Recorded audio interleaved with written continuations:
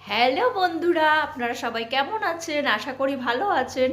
আজকে আমি আপনাদের দেখাতে যাব সোনাই গান করে যা টাকা পেয়েছিল সেগুলো দিয়ে সোনাইয়ের জন্য ফল কিনলাম। কি কি ফল কিনলাম চলুন দেখা।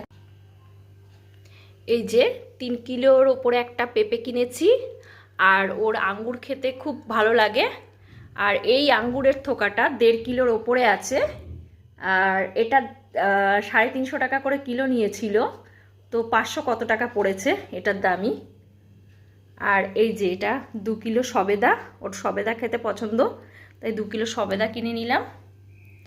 আর এই যে কিউভি, এগুলো 20 টাকা করে পিস নিয়েছিল, 20 টাকা করে পিস নিয়েছে, এটা 3টে কিনে নিয়েছি।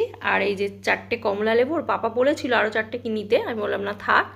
আর এখানে 2 কিলো আপেল, আর ও তরমুজও খেতে পছন্দ করে, তরমুজটা নিলাম না, অনেকগুলো ওয়েট হয়ে গেছিলো।